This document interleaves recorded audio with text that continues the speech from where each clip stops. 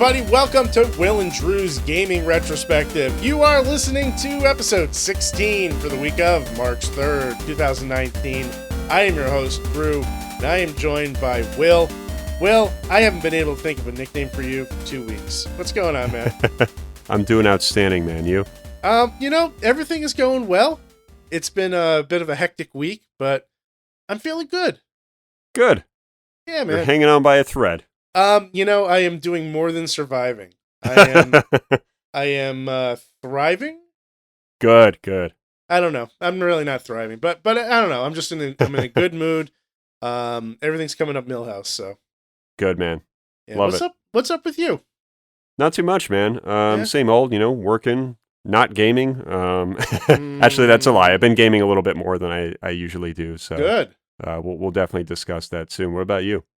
About the same, man. But I've been playing a lot of games. I've been playing a lot of Anthem. So I got a lot to say about that, and that is one of our topics for the day. Indeed. Before I jump into that, why don't we get our weekly business out of the way? What do you say? Yeah, absolutely. Let's fire it up. All right, man. Well, everybody, thank you so much for downloading the show. Make sure you're subscribing to us on iTunes or Apple Podcasts, or whatever the fuck they're calling it these days. You can also find us on Spotify, Stitcher Radio, TuneIn Radio. Whatever your favorite podcast app is, we're on it. So just do a search for Will and Drew's Gaming Retrospective. You'll find us. You can also follow us on Twitter, Facebook, and Instagram at WDGRPodcast, at WDGRPodcast. And Will, if somebody would like to follow you on social media, how can they? Will_Gear. You can follow me at ScionStorm. And don't forget, folks, we do have a Discord room, which is... we've had it for about a month now, and we got a lot of discussion going on here. This morning I threw out to the group, hey, everybody, what are you playing this week? What's on your mind? Got some great feedback, and let's just dive right in. Vortex says he is been playing the Switch again, thanks to Tetris 99. I guess Tetris 99 was a spark that lit the match there.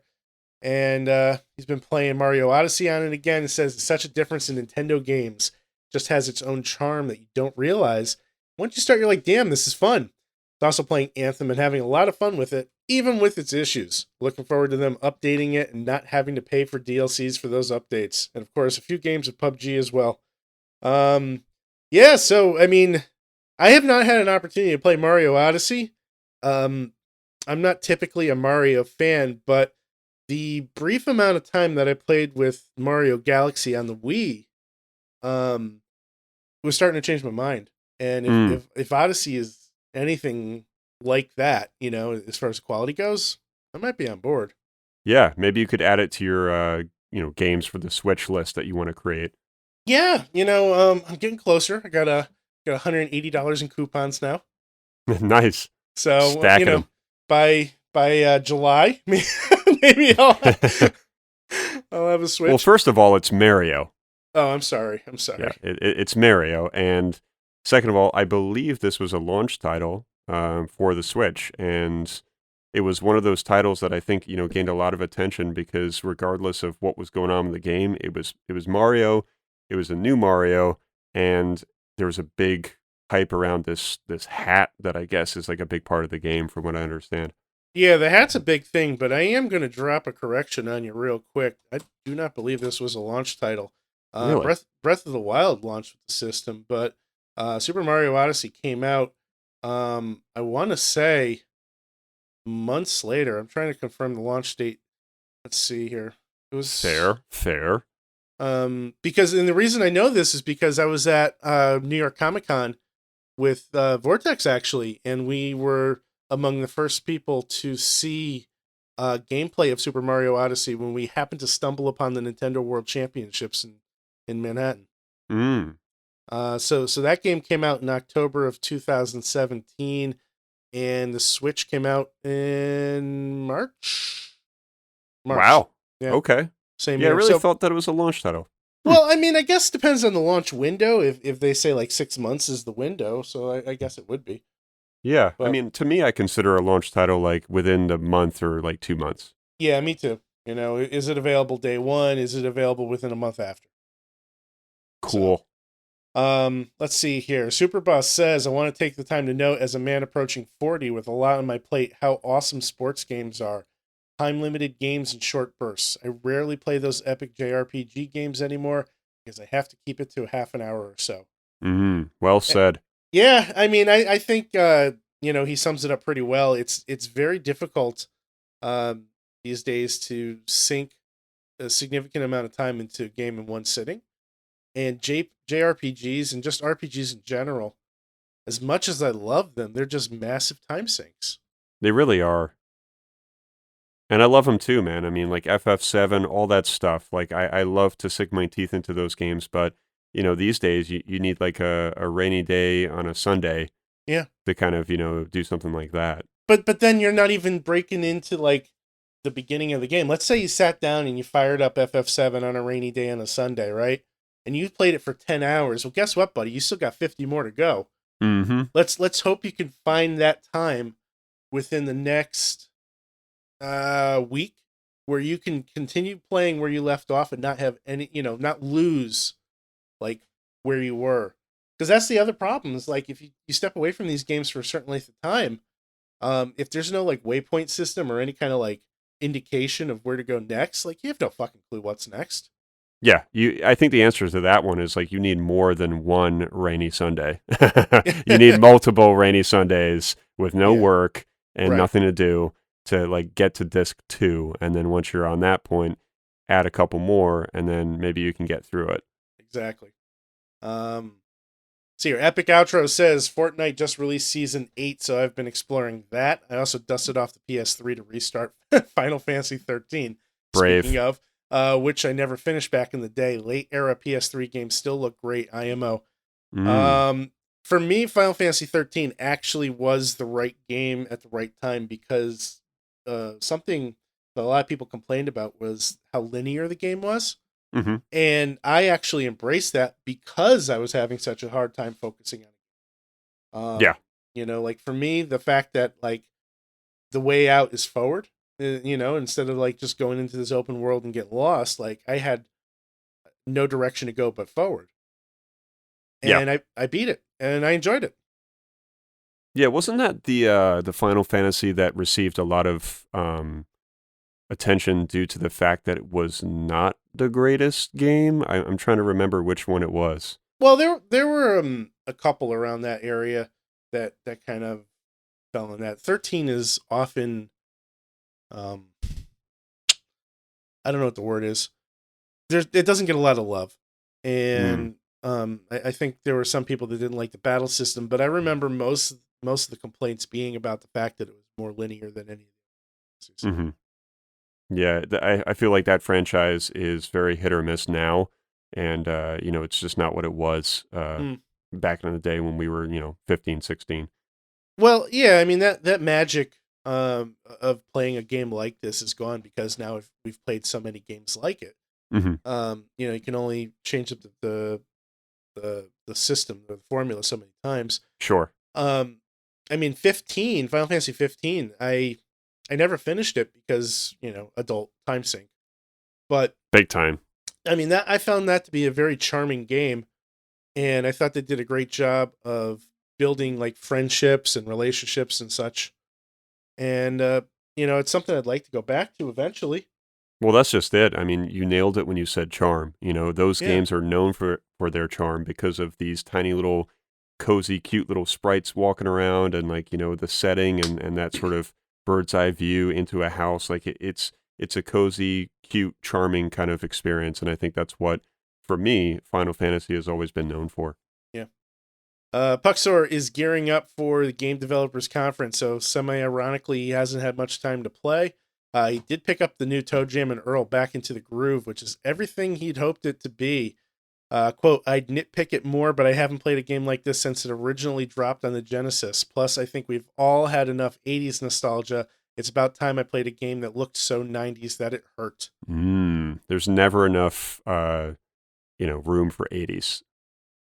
Well, I mean, it sounds like we got to make a little bit extra room for the 90s.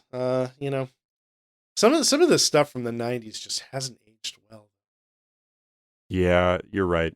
It's a tough time period.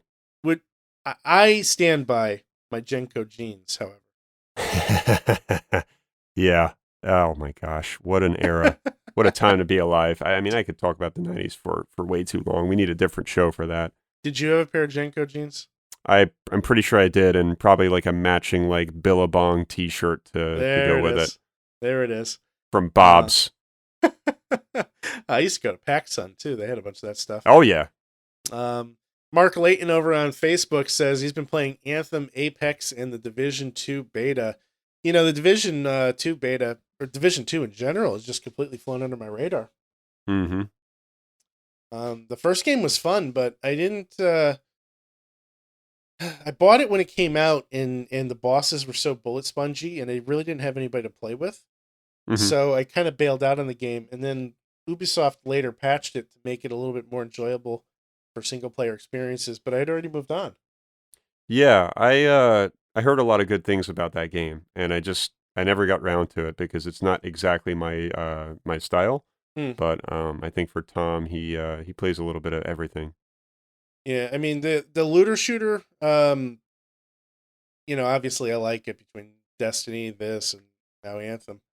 But I think they did a nice job making New York City feel just devastated. Yeah, I remember I wouldn't some say videos. destroyed, but like just devastated. Correct. Yeah, I think Yeah. that's the right kind of word. Dismantled, you know? Dismantle's a good one too, yeah. So folks, don't forget, if you want to let us know what's on your mind, what you've been playing, hit us up on social media at WDGRPodcast. You can mail us, send us an email, WDGRPodcast@gmail.com, or join our Discord room where you get to chat with lovely folks like myself and the others that have sent in their mail as well. Absolutely. I'm really enjoying it. Yeah. It's been a wonderful experience so far. We have a great group of people, so I can't recommend it enough. Well, Will, let's start talking about ourselves. Yeah. So what are you playing? Well, let's go with you first, man, because I have a feeling I'm going to just... Fair enough. That's a good idea. Yeah. It'll lead into our next topic, which is quite a large one for this episode. But yeah. For me, you know, it's been Vanquish. I've been trying really hard to, you know, kind of keep the criticism at bay from you and Joe and everybody else. Like, we'll play this fucking game. You know, so, but it helps me. You know, I need that fire underneath my ass to kind of, you know, get going with this game. And it's funny because every time I actually do play it, I don't regret firing it up. You know, Yeah. I'm like, wow, this game really is good. Like, it really is fun. And I get into it, and I get to that point where, you know, Lauren will just tell me, she's like, honey, you have to get ready for work. I'm like, just one more game, 10 more minutes. I just have to do one more thing. Or she'll be like, honey, like, I really want you to come hang out with me and watch, you know, Mad Men or whatever. I'm like, all right, just give me like 20 minutes. And then 20 minutes turns into like 45 because I'll die to the boss like 8 times. I'm like, no, I just need to do this one more time. So it's definitely one of those kind of games, but I like that. I like the challenge. Like I said, it's a very cool game. I like cool games. And I'm just having a blast with it, man. You know, I think that says it right there. It's like you're having fun with it. Yeah, which is like, I feel like it's such a rare thing these days, right? Yeah. Like, we play games and it becomes very labor intensive. And I think sometimes we see that as the norm. But we need to start going back to games that we actually enjoy. And I think that it's okay to have a backlog and jump around, or maybe play a game and maybe not like it, and maybe not feel so bad that you actually bought it, you know, in a digital format, and you're thinking, well, shit, like, I don't enjoy this game, but like, I still need to play it. Maybe the answer is no. You know, maybe you just bite the bullet and be like, you know what, I lost $15, but I'm not having fun with this game. Right. I mean, what I've tried to do over the past few years is, I'll kind of wait for the majority of my games to drop in price before I buy them, and because this way, like, there's very few games that I absolutely need to play on day one. So the threshold for disappointment is a lot lower if I buy a game for $20 or $30. And I end up not liking it. Like, I can usually play a game long enough where I can say, okay, I still got my money's worth. And I think with that mentality, you find yourself disappointed a little bit less. Yes, I agree. And also, I mean, it also lowers my expectations, for better or for worse, I suppose. But, you know, like a game like Spider-Man, like, I knew I wanted Spider-Man. Now, I'm not a I'm not a huge comic book fan. I'm not a huge Spider-Man fan. I enjoyed the Marvel movies. You know, I think they're great, Hmm. but I've never been a I've never been like a comic book guy. So I but the game was getting great reviews. It looked awesome. I'm like, you know what? This is something I might want to play. Yeah. I'll wait. Yeah. You know, and I got it for $25. Yeah, no, a lot of I think you and I could agree, and the listeners as well, that, the hype train has a lot to do with this notion or this stigma that we have to kind of get games day one and play them day one. And I think that, Right. there are certain games that are fun to play day one because the hype is that real, and you want to make sure that you're playing with your friends, they're all playing it as well. But I think nowadays it's really just, big blockbuster games that have that effect. Right. And I think for us, like we're trying to not only hack through the backlog, but we're also trying to get on board with stuff like, Spider-Man, God of War, PUBG, whatever it may be, Apex Legends. I really want to explore that game as well, Hmm. because, there's still a part of me that wants to understand the hype around something that's so huge. Right. Apex Legends is an easy one because it's free. But the others are going to have Nice. a bit of a steeper curve. Yeah. You know, because right off the bat, it's like, okay, I'm curious, but is this worth X number of dollars? You know, PUBG, Hmm. I think they charge like $40 for it. And I know you can get it on sale, but I know PUBG is not for me. Hmm. I'll play it. Maybe I'll have a little bit of fun with it, but I know I'm not going to get $40 worth of enjoyment out of it. What I am going to do is get $40 of anger out of it. You know, Yeah, it's, probably that would go for me as well. yeah. So that's definitely one that I'll be skipping. But I mean, if you're looking at multiplayer games, I think that's the key. Like most multiplayer games, or most games that are almost exclusively multiplayer, you need to have day one. But if it's something with a story, like Horizon, for example, or God of War, or Spider-Man, like there is no multiplayer. They're single player experiences, and those you can play them literally anytime you want.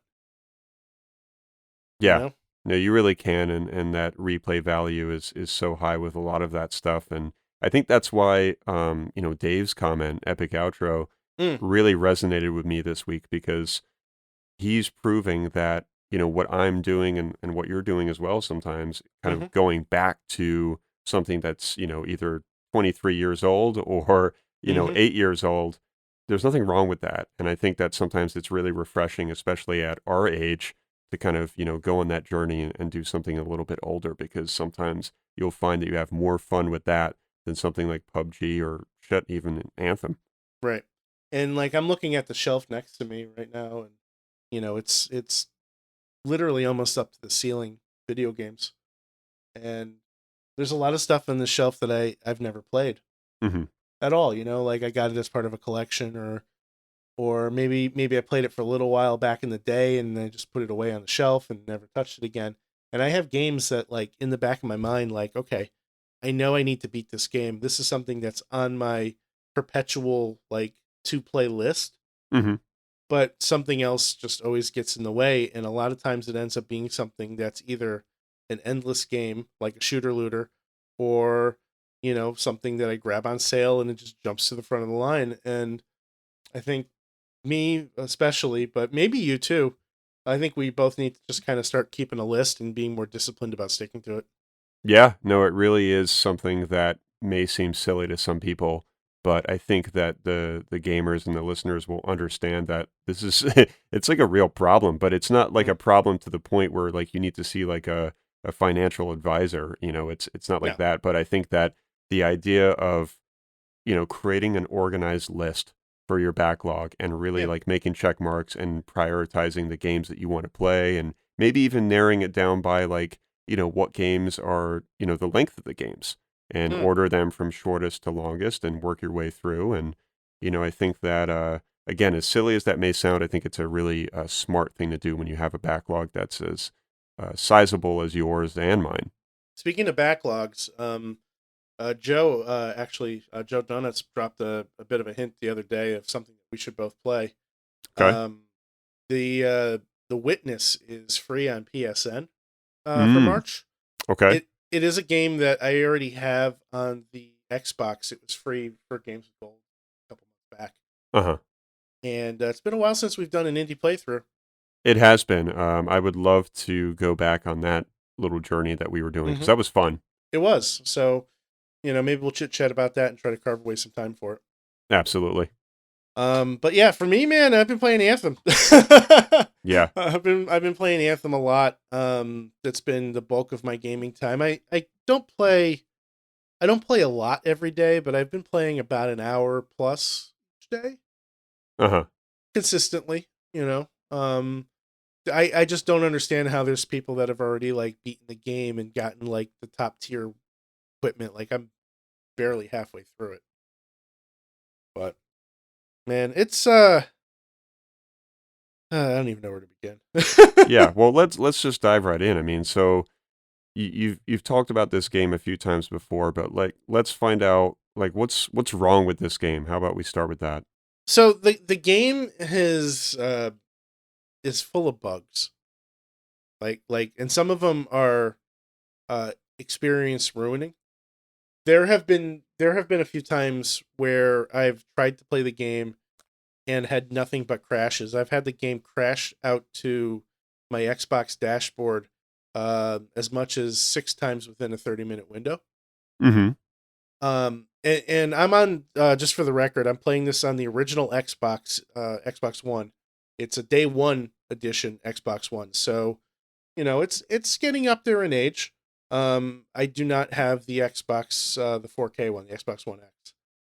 So working with what I got, Yep. and there have been some rough times where it's almost impossible for me to play a game because I just keep getting booted. And a lot of times those crashes happen at the title screen, not even in gameplay.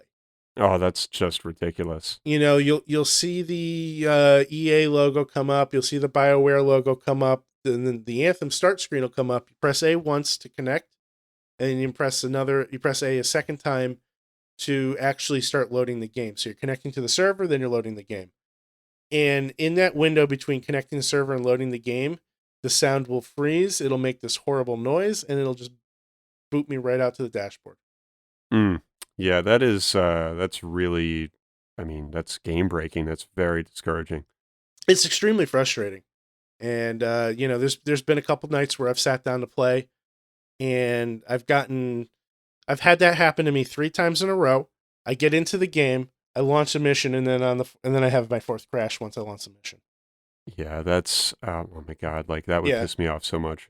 Now, I will say that there have been a few patches since the game has been released. There was the day one patch, which our friend Raph had rightfully voiced his opinion on, and there's been at least one other patch that I'm aware of since then that was a download. But the team that's behind this can also make a lot of changes on the server side, and I will say, probably since Tuesday or Wednesday, the amount of crashes that I've had has dropped significantly. So Okay, I feel like there have been improvements there. sure. Um, Hopefully. the uh, the game does a lot of things right, but it also does a lot of things wrong. There are a lot of loading screens, an absurd amount of loading screens, and the loading screens are generally a minute plus. Okay. At least on my Xbox they are. I know Vic Vortex has been playing on an Xbox One, and he has not had nearly the same length of loading screens that I've had. And he just installed a solid state drive on his, and since then his loading times have decreased even further. So it's definitely a case where the Xbox One versus the One X is I think really lagging behind, but just the number of loading screens is just absurd. Yeah, and like just to kind of segue in here, like in regards to the two, Xbox versions here, like you have the One X, correct, and then you have the Yeah. One. Mhm. Um, it, I mean, I understand there's like a PS4 Pro and a PS4, and I could be totally wrong on this, but as far as I know, the PS4 like OG one, or like maybe let's just Yeah. say not the Pro, Right. um, doesn't have any doesn't have slower speed times. Now, again, I could be completely wrong on this. Like the Pro might be a lot faster, but Yeah. at the same time, like I don't know, like I feel like I don't. I would hate for somebody to have to feel like they have to get the One X just to run like one game or maybe two games better and faster because of the fact that the game is suffering from issues. And I can almost guarantee there's probably like, I don't know, maybe a few hundred people that have already done that where they're like, you know what? Hmm. Fuck this. Like, I've been wanting to get an X for a while. Anthem's not working right. And this guy said that it runs like, 30% faster. So I'm going to do it. Right. And it's like, all right, well, it's their choice, but like, I don't know. I just feel like this game, I mean, why do you think that these issues are happening? Did they provide a reason? Well, I mean, the team BioWare has been really communicative with fan base, but they have not answered on a technical level the cause behind the crashes because they're not as widespread, um, as far as I can tell. Like I can go on Reddit and I can see a handful of posts on it, but most of the people are complaining about balancing issues or, quality of life things. There's really only a handful of people that are vocal about their crashes. And I feel like maybe it's getting swept under the rug. I don't know. But I know it's not exclusive to Xbox One. There are people that similarly PlayStation 4 that they're not on a Pro. They're experiencing crashes too. Okay. So now I don't know the technical differences between the PS4 and the PS4 Pro as far as speed goes. I know the Pro has better graphics, but I have no idea if it loads games faster or what kind of chips in it. I never bothered to look at any of that stuff. Yeah. So I could tell you that the Xbox One X is a 4K machine. Um, and it would be nice to upgrade, but like you said, there are people that are probably going out and buying Xbox One X's just because they're having a poor experience with Anthem on their Xbox One. And I literally said to Vic and Vency about a week ago, I'm like, I feel like I'm being forced into buying a system I don't want. Right. So, trust me, like I want the 4K experience, but I would rather spend the $450-$500 on something else. Correct. So Not it's just to kind of run, like I said, one game at a better, speed and resolution. I mean, look, exactly. I get it. Like, it's a better system, for what I understand. Like, according to Vic and some other Hmm. people I know that have the One X, it's pretty good. Like, Hmm. there's a lot of like improvements, for a lot of different games. But you want to get your money's worth because that's not a cheap like upgrade. Right, right. Hold on one sec. Okay, I accidentally almost stopped my recording. Swell, real Yeah, swell. real swell. I'll leave that in. I'll leave that in. I just wanted to make a note because I bumped the mic stand. We want So, everyone to see your flaws. well, that's not hard. Um, um, and just to kind of put a cap on that topic, if I'm going to spend the money on a new system, um, I'm probably more inclined to buy the PS4 Pro over the Xbox One X because the majority of my gaming lately has been on the PS4. Nice. Yeah, that's refreshing to hear Yeah. because, most people know that I'm a little bit more of a PS4 guy and a little bit more of a Sony guy.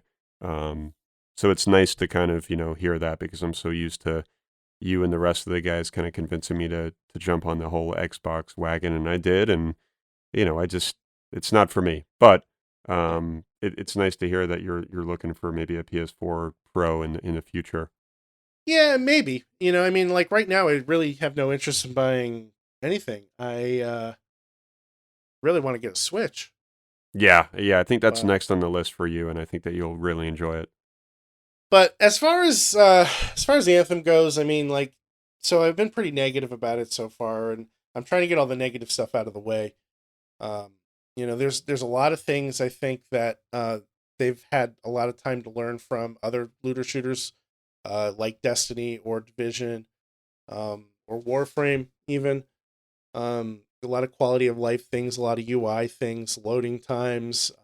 Their vault system, I think, is better than Destiny's in some ways, but also worse at the same time. Like there's no way for you to um, there's no way for you to test a weapon out without loading into a game. So let's say you get a new gun or a new power even, and you want to see what it's like, right? There's no room for you to load it up and just give it a go. You pick it, you assign it to your character, and you go in with a completed loadout, and you're right into a mission. And sometimes that shit doesn't really work out too well for you. Maybe it doesn't match your play style. Maybe it doesn't combo right. Maybe you made a mistake. Whatever the reason is, now you're stuck with it. So you either bail out of the mission or you're forced to complete it with something that's just not, optimal for your playstyle. Yeah, it's one of the videos I watched was from the Angry Joe show. You've probably seen that on Mm-hmm. YouTube. Mm-hmm. And I do like some of his reviews because they're pretty entertaining and very funny most of the time. Mm-hmm. But I watched that one and it gave me a glimpse on what's happening with this game and some of the issues. And one thing that, I knew he was going to bring up was like the E3 2017 footage versus what we have now. Mm-hmm. And I think we all know that most of the time when you have a game that's debuted at any kind of not award show, but like a game show, Mm-hmm. like E3 or Gamescom or whatever, you're going to get a different product in the end. Right. And I think this was the case with Anthem. Luckily, the difference between the two like screenshots and videos that he showed wasn't that major. Right. But sometimes it is a little eye-opening to see some of the things that they had to kind of get rid of to kind of make this game a little bit more realistic in the sense of being playable at Yeah. like without a hitch. Right. Right. Um, so some of the stuff like the God rays and the lighting effects that we don't really see in the final product are a little disappointing. But Mm-hmm. I think overall my consensus is like this game looks amazing. It looks really fun, and Yeah. it's just such a damn shame that it's being bogged down by just silly things that I Right. think that are hopefully um, going to be resolved, relatively soon for everybody that has this game. Yeah. I mean, don't get me wrong. Right. Okay. I've said, I think, most of the negative stuff. Um, when the game is working, it is really fun. Um, I've been having a blast with it, especially when I'm playing with others. Uh-huh. The flying mechanics are just tremendous. It feels like I'm really flying a mech, and That's awesome. and it's like it just like if you've ever wanted to play a game as Iron Man, like this is it, you know. It Um, certainly seems that way. the shooting mechanics I think are well done. I think an argument can be made that there are games that handle it better, but the shooting is really secondary to the abilities once you start getting past a certain point. They Hmm. want you to use your magic. They want you to be priming and detonating people. They want you to be looking for the best synergy between this spell and this spell. And the guns become secondary. And I think that um I think that gets lost sometimes because a lot of people are comparing it to other games as far as having a better shooter Okay. aspect to it. This is an RPG. At the end of the day, BioWare made an RPG. Now, yes, it's in the looter shooter genre, but like go on Reddit and read threads of people who have figured out ways to give their Colossus like, 20,000 damage with a shield or, just absurd things. And it's all by linking combinations of abilities that stack on each other with guns that have abilities that stack. And, it's not just basic stuff. Like there's a lot of depth to it, which I think is going to kind of lend to some of the replayability. Okay. And um, the what was I going to say? I've really been enjoying the dialogue with it. The story itself is a little shallow, but I think the voice acting is great.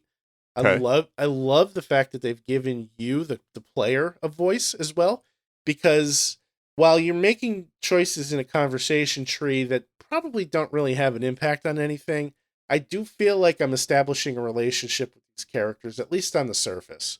Mm-hmm. You kind of like, there's just one guy who's like the town gossip guy. He's played by the gentleman who plays Boyle in Brooklyn Nine-Nine. Hilarious guy, right? So as this town gossiper, he's like constantly trying to get you to start shit with people, and you just flat out tell him no. and, and it's and the delivery is just really satisfying. They've hired some really top-notch actors on to do this. So BioWare, I think, came through there, and while maybe the story isn't as co-op as like maybe Destiny was. Okay. I think it's different because you have this, like Destiny, you kind of go to a cutscene, you hear Zavala, you hear Cade Six and all them, and they do their thing, and there's no interactivity. You're a silent voice that's part of the action as the story progresses. Whereas with this, like, you have opportunities to go and talk to different people. So if you're not speaking to all the characters that are around you, or not accomplishing certain things in the game world, you're missing out on an opportunity to have a conversation with somebody. And I think with this game, it's best to play the story by yourself and then link up with people and do the multiplayer after you've completed the campaign. Okay. Because somebody may have activated one part of a story and the other person hasn't yet. And now you're off on two different paths. Whereas Destiny, you're in the mission, you complete the mission together, you move on to the next mission together. It's just a different thing, I'm not saying one is better than the other, but it's does that make sense? It does make sense. No, it does. I'm curious as to what your kind of closing statement is here. Is there hope for this game? I think so. BioWare is a company that is very good about communicating with players. They take all feedback to heart, and they'll even explain why they can't do something or won't do something. Okay. Which I think goes a long way. The DLC going forward in this game is going to be free, which I think is an awesome about face for a game that's being published by Electronic Arts. Uh-huh. And that it's, yes, they should have had it right from the get-go, but it seems like they're making improvements every day. So, good. I think if you're on the fence with it, it's okay to hold out. It's okay to wait. $60 is a lot of money, and if you're afraid to spend it on a game that feels unfinished in some ways, then don't spend it. Like, there's nobody forcing you to buy this game. But if you're willing to kind of stick with some rough patches with something that has a ton of promise, I think this is worth diving into. Yeah, I can agree. Again, even though I haven't played this game, I think that's the right attitude. Is you're gonna get a lot of people, like you said, that'll buy the game, feel like they have to buy the game because they're obligated, and then bitch about it nonstop. And it's like, well, if it's that bad, get rid of it, or be Right. patient and wait. Like there's really not much more you can do. Yeah. And if you really hate it that much, like I said, just move on, because you're just gonna waste a lot of time bitching about it on forums and Reddit and whatnot, and Right. to your friends. So just be patient. And I think that with Yeah. this kind of game, like you said, it's kind of almost like a service sort of thing, if you will. You really just have to ride it out. Right. I think for me, what it boils down to is I still have fun playing it. Good. As long as you're having fun in some way, shape, or form, Right. regardless of the minute-long loading screen, perhaps it's worth it. So you get 30 minutes of fun. Yeah, I agree. So let's move on to our next topic. You've been breaking out the Saturn recently and playing some fighting games, huh? I did. Decided to break it out on my own. Those consoles were more or less just for kind of game nights and game days with you guys. And that's kind of one of the reasons why I bought that system. But I've had this hankering to, fire it up on my own with two controllers and kind of practice. Because with those games, since they're so old, there is no training mode. There's no practice mode. So you really have to literally, plug in two controllers so you can sit there and play against, no one. And it's a little discouraging because there's no way, at least to my knowledge, to kind of create some sort of infinite health bar. So when you're practicing, like, you'll just beat the snot out of, like, the other character, and then you do it for the tag team character, and before you know it, if you're not careful, you have to just kind of run through the process again. So it's a little Yeah. bit daunting, but again, as far as I know, it's really the only way to practice those kind of games. I mean, this is a X-Men versus Street Fighter and Marvel versus Street Fighter. They're like 23-year-old games like that were Yeah. originally in the arcades. They were ported to the Saturn and the PlayStation, and we've already discussed before that the Saturn has the best quality versions, Mm-hmm. and I do happen to have both. But yeah, I fired them up, and it was a ton of fun. One thing that I wanted to talk about, in regards to these games is, again, as far as I know, when I played these games in the arcades, there was a marquee like on Mm-hmm. the cabinet, and it would have the title of the game, the artwork, and all that stuff. And from what I remember, there was just a basic move list. Yeah. They never really explained how to do the aerial raves or the aerial combos and the combos themselves. You had to either just figure that out or maybe it was online. I really don't know. But the fact that there's apparently this whole system called the Magic series of combos that's used in some of those old school Capcom fighters, Mm. to me is very interesting, right? Because of the fact that I don't recall that ever being explained on the marquee. Right. So to this day, I'm still trying to search and find out how somebody was able to figure out how to string these combos together. And for me, it's been new knowledge where I found out from Damien when we actually did game day. Like I asked him, I just said straight up, I was like, look, man, like, how do you perform these things? Because you're just doing it with Right. ease. And he's like, oh, yeah, no, you just got to do light punch, medium kick, whatever, and you got to string through it this way. And I was like, I should have asked him that day, like how he was able to figure it out, but I decided to practice Yeah. that sort of string of combos, and it really does work. And it's like light punch, light kick, medium punch, medium kick, and you're literally going like 1, 2, 3, 4, 5, 6, and you've got to string it together just right. And if anybody knows about fighting games, combos have to be inputted very, very carefully. Yeah. I mean, I think a lot of these games kind of were in cahoots with the strategy guide publishers. I guess so. They must have been. Because, like, I remember Mortal Kombat 3 came out for the arcade, and it wasn't, long before I had in my hands a Mortal Kombat 3 strategy guide. Sure. And they're getting this information from somewhere. And I'm sure, the games are getting a kickback from every purchase that there is and things like that. So I assume that a lot of this stuff is explained in like strategy guides, and all it takes is one person to buy it.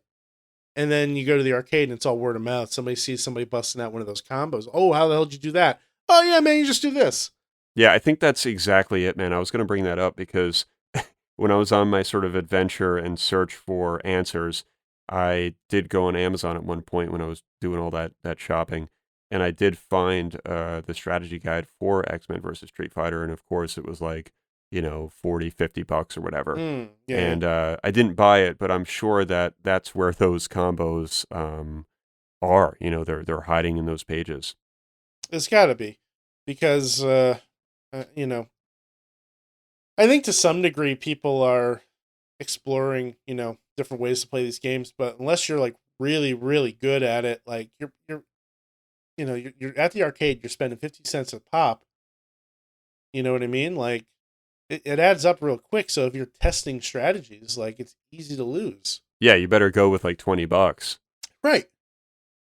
But, it was interesting. Like I said, I fired it up. I was practicing the combos and I thought to myself, wow, like, this is crazy. Here I am Yeah. sitting, in this, magnificent office chair that I have that's like, $500, and I'm, playing on this 27-inch monitor, and Uh-huh. I'm playing this 23-year-old game on a Sega Saturn with like a weird HDMI like converter cable, Mm-hmm. and I'm practicing these combos alone. It was really fun. It was very like refreshing. It was really kind of like a time loop where I just kind of felt like I was back in the arcades again, and I was having this chance without spending all those quarters to Yeah. actually, practice, how to play these games. And they're tough, like to Yeah. string those combos together and do the aerial raise where you got to pop them up and jump up and time everything just right. I mean, guys like Damien and Vic make it look easy, but for anybody listening, if you're going to try these games out now, like you're definitely going to want to practice. So you mentioned that you'd also busted out Marvel vs. Street Fighter as well too, and that's a game that I think kind of gets forgotten very easily because it was sandwiched right between X-Men vs. Street Fighter and Marvel vs. Capcom. Yeah, what was some of the differences between X-Men vs. Street Fighter and Marvel vs. Street Fighter? Yeah, that's it's a good question. I'm not that well versed on how to describe the two, from a mechanics point of view or from like a really good uh I have a good review of each game, but when I did load it up after, which was for a short period of time, the mechanics seem to be pretty much identical. There's a few Hmm. new characters, like you have Captain America and you have like this squid looking dude and then some like short guy. I don't remember their names. So obviously some of the menu, some of the sounds, some of the music is different, but it seems kind of like the same sort of game. I want to say that they added a few new features, but again, I'm just not educated enough to really, explain the differences between the two besides, Yeah. what I explained so far. I remember seeing that machine in maybe one arcade, and then I think Marvel vs. Capcom 1 came out not all that long after that one came. So let's see here. That was January 1998. Arcade. Yeah, so it was like a 6-month window between the two. Because, it was released in 1997, July in Japan, so probably not much after that in America. But I think you're right. Like that particular game was overshadowed by X-Men versus Street Fighter and Marvel versus Capcom, and then of It course, was. the second one as well. So Yeah. it just kind of got like, oh, wait, so Marvel vs. Capcom's out now, like forget this, I'm moving on to this, and it just kind of got swept. It's amazing to me how these games kind of grew. You started out with X-Men versus Street Fighter, which seems like such a weird mashup, but the gameplay was solid and there was this great attention to detail and obvious love for the game. And then you go into, okay, now we're expanding it out of the X-Men universe, but into the Marvel universe in general, and you're bringing all these other characters that aren't part of the X-Men, but it's still Street Fighter. And then you go to the next one, it's like, all right, let's throw Mega Man in there. Fuck this, why not? Yeah. Captain No. Commando and all this other stuff, and it's like you're bringing in all these different Capcom characters who have never been in fighting games before. And then the second one just like exploded. Yeah, and You it's know? considered one of the greatest fighting games of all time is Marvel Yeah. vs. Capcom 2. Like there's so many people that still play that game, still talk about it. And what's interesting, a little fun sort of factoid here, when it comes to X-Men versus Street Fighter, I was reading recently that they made Ken, Akuma, and Ryu's Hadoukens larger when they come out, like because they wanted to match the larger than life feeling that the X-Men have, right? Like, because X-Men are known for sort of big, loud, and aggressive, and everything's just on a different, higher, bigger scale. And it was Right. interesting to know that they paid that much attention to the Street Fighter side of the characters, and they're like, how can we make them on that same kind of level of excitement as the X-Men? So a lot of attention to detail, amazing sprites. These are the characters that when you watch or play this game, it's how you imagine them to look, I think, Yeah. for me at least. Like growing up, watching those cartoons and imagining Wolverine, what a depiction that they did in these games. And I think Yeah. that even the announcers in the games as well were so over the top and ridiculous. Like, when you start the game, it's like, this is X-Men versus Street Fighter, like it's Yeah. so it's so fucking ridiculous. But at the same time, you're like, I just want to hit start and I want to pretend like I'm loading in a quarter and I don't even care if I get my ass beat because this game just is so fucking cool. Yeah. Yeah. It just has this oh man. It's such a charm. It's a charm. It's hard to explain. Yeah, and it's so obnoxious too. Like, I mean, when you're Well, choosing a character, like the music is like in your face and like you got the announcer and everything's just loud and annoying. But like I think that the reason why it seems that way now is because when you're playing from a home console, they left all of that sort of boosted volume right. the way that it was because that's how it had to be in the arcades. A lot of those cabinets used something called Q sound, I believe, Mm-hmm. and Yep. it was structured for the arcade because those cabs need to be loud.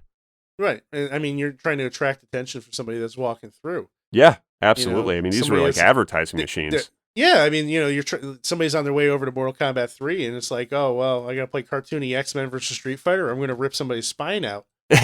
Yeah. No, You I know. think you're right, man. I didn't see it that way a few seconds ago. I think you just changed my mind or changed my perspective, rather. That, when you walk past a timeout or when you did, everything was so bright and loud that it, Mm-hmm. it caused you to just go in and you're like, wow, this game is so colorful and there's so many yellows and reds. And I think Mm-hmm. I also read somewhere that there was a reason why they used those colors because not only were they the correct colors for those characters, but they definitely, boosted them. They souped them up. Yeah. Well, it was a lot of primary colors. There weren't a lot of Yeah, different shades. Just looking at the screens, everything is a very bright color. Everything is very stands out. Kind of lends itself to the comic motif. yeah. It's like they just boosted up the contrast, but like Yeah. looking back on the art, you and I can both agree it's some of the best art around. Yeah, yeah. I was always a huge fan of that era of Capcom. Oh, yeah. Between those games and the Street Fighter Alpha games, which all came out roughly around the mid to late '90s. Um, I think that to me is the best Capcom fighting games I've ever looked. 100%. Yeah, I couldn't agree more. Um, yeah, that's Yeah, all I I mean, got. it kind of brings us into fighting game mechanics a little bit. I mean, Yeah. this just kind of ties in with that in the sense that we've chatted about this before about, Game Day and Soul Calibur and how some of these games are just not really accessible. And I Hmm. think that still really rings true. I think if you look at all of the fighting games that are played at EVO and even some of the ones that have just recently been announced over the past like day or two for EVO of 2019, I would say Mortal Kombat is probably one of the easier games to pick up and play. Whereas like Street Fighter 5 and Soul Calibur, they're still fucking hard. Yeah. Like you really have to practice. You have to look at the move lists. You've got to just sit there and grind these things out because if you throw yourself right in and you go into story mode or arcade mode, you might be able to make it through, but Hmm. you're probably just going to be winging it. You're going to be button mashing. And I think that it's much more rewarding when you actually learn the mechanics of a fighting game and you can pull off a combo and it's huge, man. Like when you pull off that 30 hit combo or whatever, it feels like you just beat a boss. Yeah. And you can sit there and be like, dude, I fucking did that on my arcade stick and like that was not easy. I Yeah. practiced that for like 2 weeks to get that to come out in a live match. Yeah. And I think that's a really exciting thing about fighting games. One of my favorite fighting games is Soul Calibur, and the fighting system in that is based around the whole concept of an 8-way run, Hmm. where you're able to basically move your character in, the four cardinal directions plus the diagonals, and that system makes it very fluid, very fast. It's built for counters and things like that, and I consider myself a player who mastered the 8-way run in Soul Calibur 1 and 2, and I would be willing to say I'm pretty good at the game. Um, but I still get beat by fucking button mashers. And like that is the one game where no matter how good you are, somebody can just walk up and button mash You and know, beat you. it's funny you mention that because I feel like with my experience with the Soul Calibur games, they're harder to button mash because I feel like I've done that before, like especially with characters like Mitsurugi, Mm, and I feel like nothing comes out. You end up getting a couple slashes and you're like, all right, oh no, no, no, and then you're yeah. just like, maybe I need to learn how to play this game. So I don't know. I feel like there are other games that are a little bit more button mashing friendly, but perhaps I'm wrong. I mean, you know that series way better than I do. Yeah, I mean, I don't know. I've gone up against kids that were like, 5 Maxi. year Yeah, 5 years old, picking Maxi, pressing A repeatedly. Picking And, Maxi, pressing A. And they're just like circling around me, or I'm circling around them with Khalik trying to hit them with this bow staff, and I can't even get close enough to do that because they're just swinging nunchucks. It's crazy. You're just like yelling like at kids and shit in the arcade. Yeah. Like, learn how to play the fucking game, little shit. Basically, and it's frustrating because like I've done everything in my power to like learn and master some of those characters. And, I feel like I could have like against another player that's playing can have a really epic battle. But when you get somebody like that, they're not playing. They're just hitting buttons. Yeah. But yeah, I mean, that to me is like probably my favorite fighting system, I think. Yeah, and it's so different, for people that haven't played Soul Calibur, it's a totally different style of a fighting game. Like you said, you have those movements that are a little bit more similar to Tekken, where you can move around the arena way more differently, and you have like ring outs and stuff that just doesn't exist in a lot of games like Mortal Kombat and just kind of 2D/3D fighters like Street Fighter and stuff. There's none of that unless you play, what is it? Some of those alpha games are technically 3D, right? Which ones? The Street Fighter Alphas? Yeah, don't you have a couple that are like Street Fighter EX. Yeah, the EX ones, you were able to kind of move around the board more, right? It's it's been so long since I've played those. I'm honestly drawing a blank on whether or not you can. I think you have a 1-step degree of movement. I see. But I don't think it's anything crazy. Like, it's essentially still a 2D fighting game in a 3D world, but it's also slow. So I don't know. Those games exist in like a pocket of their own. And it's been so long since I've played them that I really do owe it to myself to fire them up. Because I had one Street Fighter EX plus Alpha, they called it. Yep. And that one I bought back when the PlayStation was still a big thing. Street Fighter EX2 I purchased within the past couple years, and Street Fighter EX3 I purchased last year. 2 and 3 I haven't played yet. The first one I haven't played in 15 years. Jesus. So maybe that's something that we need to carve some time away for. Yeah, for sure. I've always been interested in those.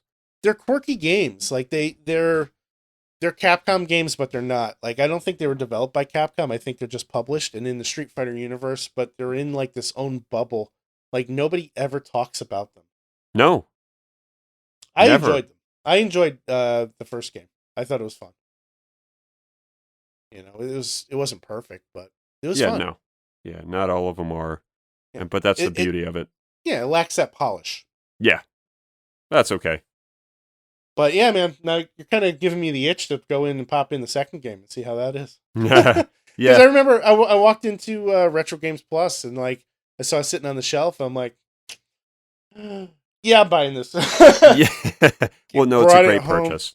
Yeah, I mean, it wasn't overly expensive. I think I spent like $30 or $40 on it, and I brought it home, and it's been sitting on my shelf ever since. Yeah, no, that's worth it. I think I took them out when I was there. Yeah. They're fun. Well, the first one was fun. I can't vouch for the second. But anyway, maybe you'll get to it. With the snowstorms that we're getting this week, maybe I'll try to carve some time away for it so I can report on it next podcast. Yeah. I'd love to hear about it. Yeah, man. Well, we're about out of time for this week. You have anything else that you want to jump in and throw out before we call it a night? I don't think so, man. Like I said, to anybody listening, definitely, be careful heading into fighting games because they're challenging, but it's definitely rewarding in the end. Practice your combos, learn about the mechanics. It's a very interesting genre of video games that I think is often overlooked. Besides Evo, which is like the only thing right now that's covering those kind of games. Yeah, fighting games definitely have lost their luster over the years, and I think a big part of that is the arcade scene has died and everything is online. But yep, that's it. That's a topic for another night. Yes. So, thank you everybody for downloading the show. If you haven't, please take a moment to subscribe, and if you can, leave us a review. Any and all feedback does help us and boosts our ratings in whatever podcast world you find us in. And we are available in all of them. We're available in Apple Podcasts, Google Play, Spotify, TuneIn, Stitcher, you name it, we're there. If you're using a podcast app, just go in, search Will and Drew's Gaming Retrospective. Join our Discord. We have a lot of fun talking about games and other stuff in there. And check us out on social media at WDGRPodcast. It's at WDGRPodcast on Twitter, Facebook, and Instagram. Will, how can we find you? Will_gear. And you can find me at ScionStorm. Thank you, everybody. Really appreciate you tuning in. And we'll see you next week. See you next time.